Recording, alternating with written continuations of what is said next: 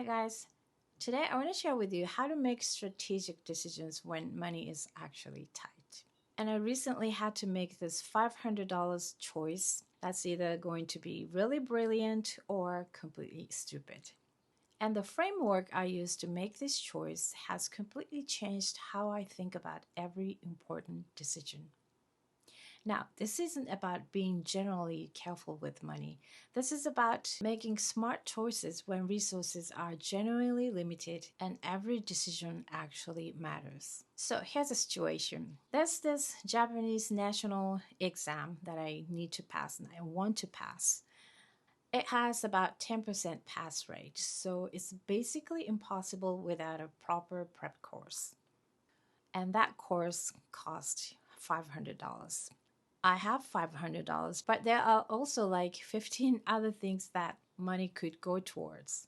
And you know that feeling when you are looking at a big purchase, your brain kind of splits in half.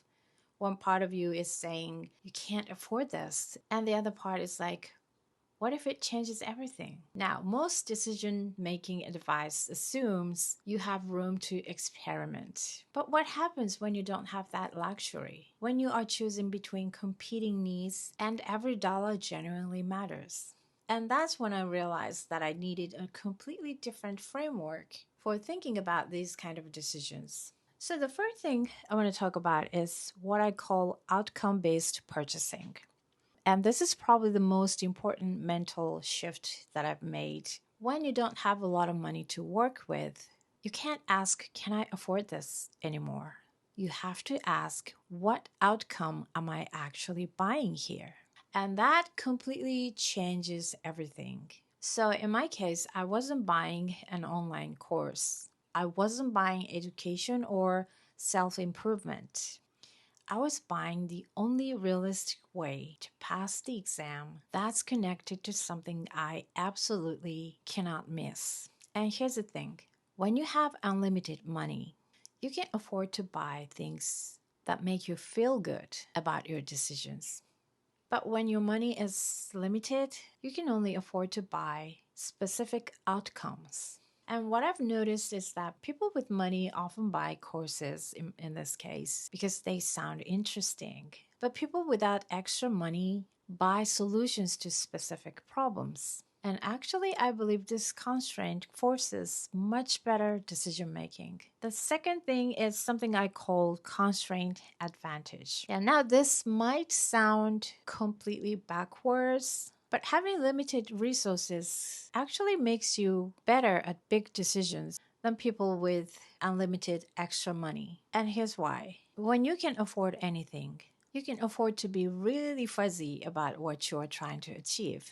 But when you can't afford everything, you are forced to think with absolute clarity about outcomes. So here's a framework. First, you identify your real constraints: money, time, energy, opportunity cost. Write them down specifically. Don't just think about them vaguely. Then you use these constraints to eliminate options that aren't realistic. So if you only have 2 weeks and limited funds, cross off anything that requires 6 months and a big budget. Next, for the remaining options, you ask 3 questions. Which option has the highest probability of achieving your goal?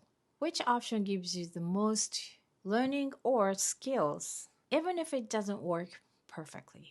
And which option puts you best for future opportunities? You ask which remaining option gives you the best strategic positioning for where you want to be. For my $500 decision, this constraint filter actually eliminated about 60% of the options I was considering. And that was actually a relief because it meant I could focus on choices that were genuinely possible. And what I've learned is that constraints are not the enemy of good decisions.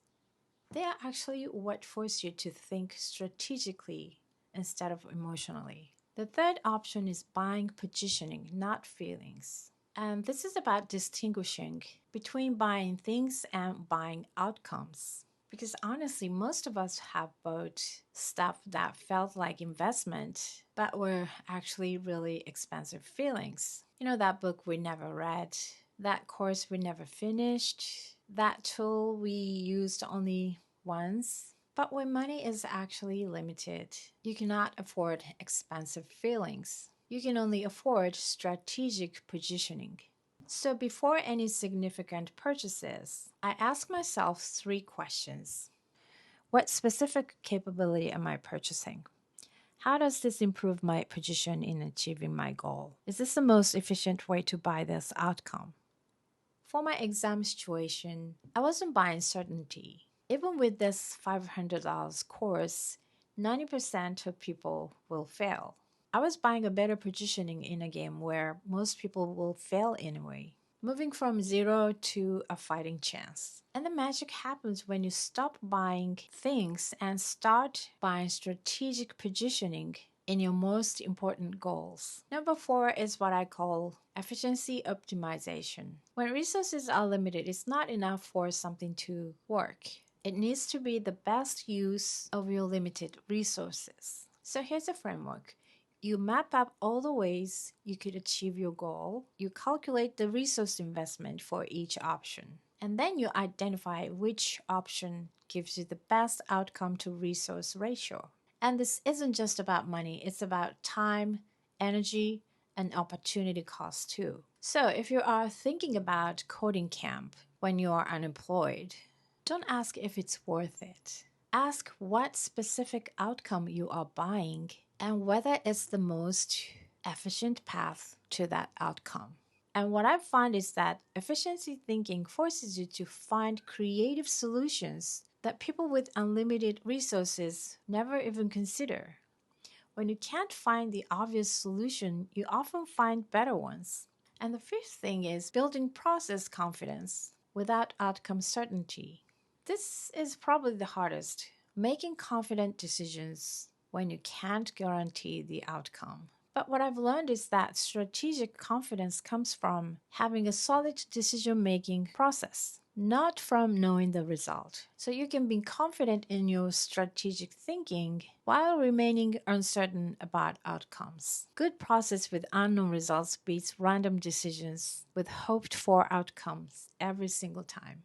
With my $500 choice, I honestly still have no idea if it was smart. I will not know until I take the exam, but I am confident it was the right decision based on the information and constraints I was working with. And what I've realized is that when you cannot afford to waste resources, you actually get better at making decisions than people who can afford to waste them. Constraint forces clarity that unlimited resources never provide. So, those are 5 principles: outcome based purchasing, the constraint advantage, buying positioning, not feelings, efficiency optimization, building process confidence. I am confident my $500 decision was the right call. I will not know if I pass the exam until I take it. But this framework gave me way more clarity than I would have had otherwise. If you enjoyed this video and would like to see more like this one, please subscribe to my channel and I'll see you in the next one. Thank you for watching.